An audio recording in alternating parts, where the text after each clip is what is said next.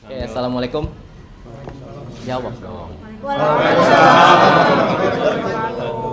Hukum menjawab salam itu adalah wajib. Oke. Oke, baik teman-teman semua.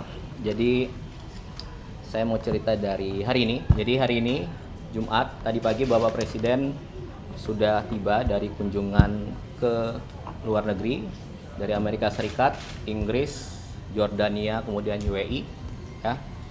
Kemudian hari ini juga nanti sore beliau akan melaksanakan rapat terbatas menjelang berbuka puasa mungkin sekitar jam 4. Kemudian rapat terbatas sampai berbuka.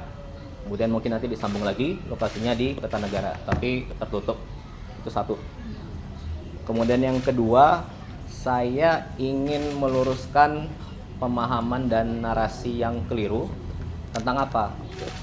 Jadi kemarin ada sedikit pihak yang menyampaikan bahwa program makan bergizi gratis itu mengurangi program dan anggaran pendidikan sehingga sekolah terbengkalai, kemudian guru-guru tidak diperhatikan. Oke ya. Jadi saya mau jawab itu narasi yang keliru. Ya. Jadi singkat cerita begini.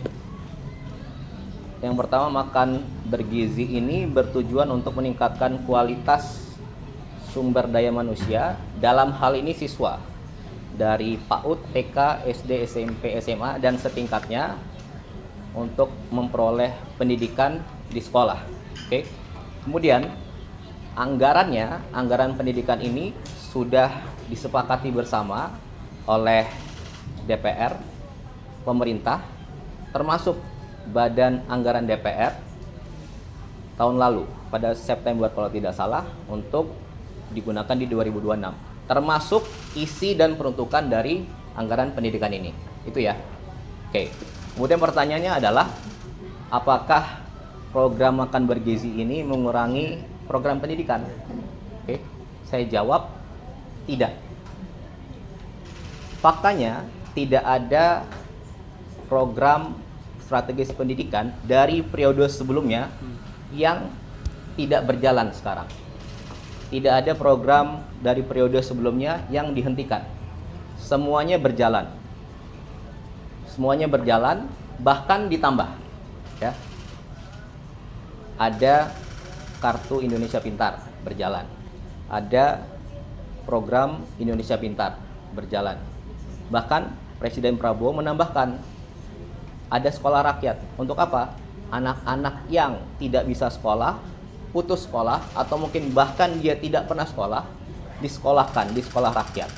Ya, diberi penginapan, diberi pendidikan, diberi makan gizi dan dijamin kesehatannya. Per sekarang, tahun lalu dalam 1 tahun saja sudah hampir sampai 16.000 sampai 20.000 siswa. Oke, ada 166 sekolah. Tahun ini akan dibangun lagi 100 sekolah. Itu satu. Kemudian yang kedua, ada yang bilang sekolah terbengkalai. Iya, itu adalah masalah dari dulu. Sekolah rusak, sekolah ada yang kurang baik. Nah, dan Anda harus ingat, sekolah itu adalah kewenangan dari pemerintah daerah. Aturannya seperti itu. Jadi SMA itu kewenangan gubernur, SD dan SMP itu kewenangan bupati dan wali kota. Tapi di zaman Bapak Presiden Prabowo, karena dari dulu sudah rusak dan bermasalah tapi tidak tertanggulangi, kita renovasi. Ya, faktanya di tahun 2025 saja sudah ada sekitar 16.000 sekolah yang direnovasi. Datanya ada, fotonya ada, Anda bisa cek. Oke, dengan total anggaran sekitar 17 triliun diwadahi oleh Mendikbudrismen. Itu ya. Kemudian apalagi tambahannya?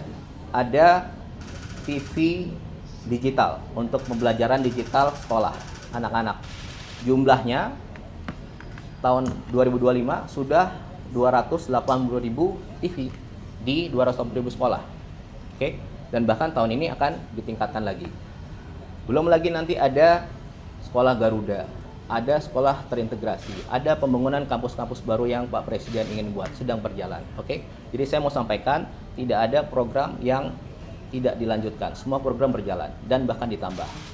Itu yang kedua. Kemudian yang ketiga, ada lagi yang bilang guru-guru tidak diperhatikan. Faktanya ada 3 nih. 1, mengenai guru honorer. Ya, saya mau sampaikan bahwa secara kewenangan guru honorer itu ada di bawah pemerintah daerah, oke? Tapi pemerintah pusat memberi insentif.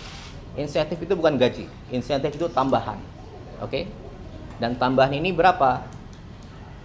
Dari tahun 2005 sampai 2025 ada namanya insentif. Dan baru naik di zaman Presiden Prabowo, oke? Menjadi 400.000. Jadi Anda bayangkan selama 20 tahun insentif itu belum pernah naik. Baru naik di tahun lalu menjadi 400.000. Itu 1. Kemudian yang kedua, ada tunjangan guru non ASN, ya. Jumlahnya berapa? Dari 1,5 juta tahun lalu naik menjadi 2 juta. Oke. Kemudian yang ketiga, apalagi kebijakannya? Yang paling dirasakan oleh guru-guru adalah jadi dulu pemberian tunjangan honor itu melalui transfer ke daerah, pemerintah daerah yang beri, dan itu 3 bulan sekali baru dapat. Nah, tahun lalu Presiden memberi instruksi agar setiap bulan itu langsung diberikan langsung ke gurunya dan sudah berjalan. Oke, tentunya semua tadi diwadahi oleh Kementerian Dikdasmen. Oke, nah itu.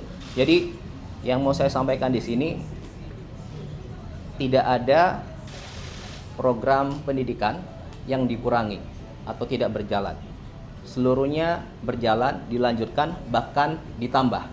Dan lebih detail, lebih fokus kepada siswanya, sekolahnya, dan juga gurunya. Ya. Jadi saya rasa itu menjawab semua pertanyaan. Itu aja kira-kira yang bisa saya sampaikan. Oke, terima kasih. Mas, kalau boleh tanya, ini kan lagi ramai juga di sosmed mengatakan kalau misalkan setelah ada program MBG ini bahan-bahan kayak cabai bawang itu pada naik melonjak. Nah, terus habis itu ada beberapa yang mengatakan juga UMK malah jadi turun kayak ikan-ikan malah pada itu. Nah, itu boleh nggak sih Mas dilurusin lagi gimana kalau misalkan dari program ini sebenarnya tidak mengenggol arah situ? Oke, intinya saya mau jawab. Ini tadi saya bilang, program MBG ini untuk meningkatkan kualitas sumber daya manusia. Oke, kalau yang tadi itu nanti Kepala Badan akan menjelaskan besok detail. Beliau akan memberikan secara detail khusus mengenai apa yang harus dibenahi dan dilaksanakan ke depan. Itu ya kira-kira. Oke, saya mau jawab yang perihal tadi itu. Oke, itu aja. Sekali lagi. Kalau dari PDIP kan menyebutkan dari lampiran perpres itu 223 triliun itu BGN dari dana pendidikan. Itu seperti apa, Mas? Apa? Ya, itu tadi saya bilang. Itu udah ada di lampiran perpresnya gitu, Mas, kata PDIP. Iya, jadi namanya anggaran pendidikan itu 20% dari APBN. Oke. Nah, di tahun ini 769,1 T itu 20%. Oke. Dan itu anggaran pendidikan. Anggaran pendidikan itu apa? Banyak. Isinya peruntukannya, ya. Dan isinya peruntukannya itu sudah disepakati bersama tahun lalu oleh pemerintah, DPR, dan Badan Anggaran DPR, yang mana ketua bangkatnya juga PDIP, gitu kira-kira. Dan tadi semua hal itu adalah termasuk MBG adalah fondasi awal untuk memperbaiki pendidikan ke depan. Itu kira-kira, ya. Itu aja, terima kasih.